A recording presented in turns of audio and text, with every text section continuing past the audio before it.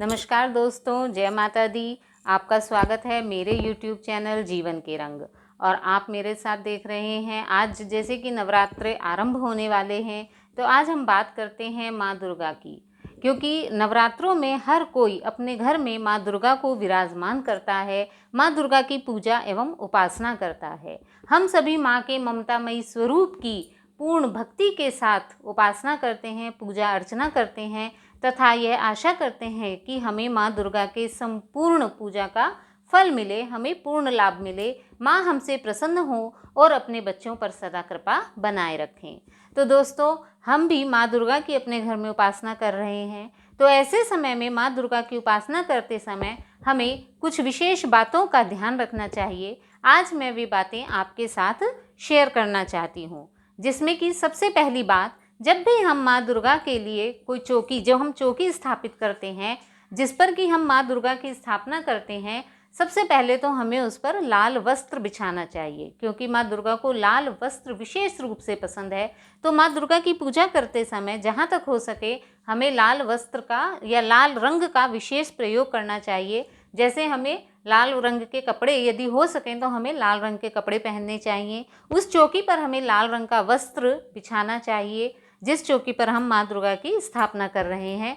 और इसी के साथ हमें माँ दुर्गा के जो हम फूल चढ़ाते हैं, हमें ये कोशिश करनी चाहिए कि फूल भी लाल रंग के हों। और अक्षत जो माँ दुर्गा की पूजा में प्रयोग किए जाते हैं, उन्हें रोली से रंग कर लाल रंग का कर लेना चाहिए, क्योंकि माँ दुर्गा को लाल रंग विशेष प्रिय है। इसीलिए जहाँ तक हो सके हमें माँ दुर्गा की पूजा में लाल रंग का प्रयोग करना चाहिए।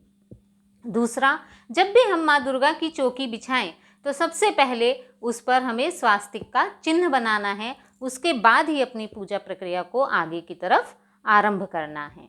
तीसरा, जब हम माँ दुर्गा की दुर्गा सप्तशती जो पुस्तक है, जब हम उसका अध्ययन करते हैं, तो प्रायः हम क्या गलती करते हैं कि हम उस पुस्तक को अपनी गोदी में लेकर अध्ययन करते हैं। हमें ऐसा नहीं करना है। हमें जब हम माँ दुर्गा के लिए चौकी लगाएं तो उसी के साथ हमें एक और लकड़ी का पाटा रखना चाहिए। यह जिस पर हम रखकर किताबें पढ़ते हैं वह रखना चाहिए, और उस पर हमें लाल रंग का वस्त्र बिछा लेना चाहिए। और तब हम उस पर माँ दुर्गा की दुर्गा सप्तशती को रख के हमें इसका अध्ययन करना चाहिए। हमें कभी भी दुर्गा सप्तशती को अपनी गोदी में रखकर नहीं पढ़ना है, हाथों में लेकर नहीं पढ़ना है। उसे किसी लकड़ी के पाटे पर ही विराजमान करना चाहिए। चौथी बात दोस्तों, जब भी हम माँ दुर्गा की पूजा करें और दुर्गा सप्तशती का हम अध्ययन करते हैं, तो हमें कभी भी अध्ययन करते समय, जब हम किसी अध्याय का अध्ययन कर रहे हैं, दुर्गा सप्त श्लोकी का अध्ययन कर रहे हैं, या हम अर्गला स्तोत्र का अध्ययन कर रहे हैं, तो हमें कोई भी अध्याय मध्य में नहीं छोड़ना है। यदि हमें बीच में उठना भी पड़ जाए किसी ज़रूरी काम से, तो पहले तो कोशिश ये करें कि उस अध्याय को पूरा करने के बाद ही उठें। और यदि बीच में कभी उठना भी पड़ जाए, तो जब हम पुनः माँ दुर्गा की दुर्गा सप्त श्लोकी की हम पूजा करते हैं, दुर्गा सप्तशती की जब हम पुनः पूजा करते हैं, तो उस अध्याय को आरंभ से ही प्रारंभ करना चाहिए, मध्य से प्रारंभ नहीं करना चाहिए।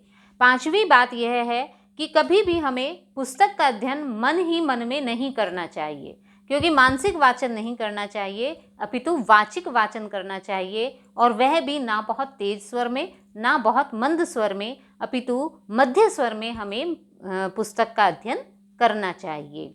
छठे नंबर पर, जब भी हम पुस्तक का अध्ययन करें तो मध्य में इति, वध, अध्याय समाप्ति इन शब्दों का प्रयोग ना करें।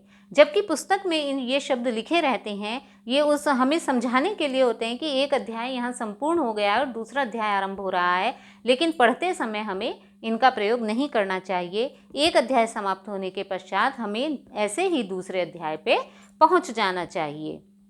जब भी हम दुर्गा सप्तश्लोकी का पाठ करते हैं, दुर्गा सप्तशती का पाठ करते हैं, तो यदि हम एक ही दिन में पूरी दुर्गा सप्तशती पढ़ रहे हैं तो कोई बात नहीं है दोस्तों।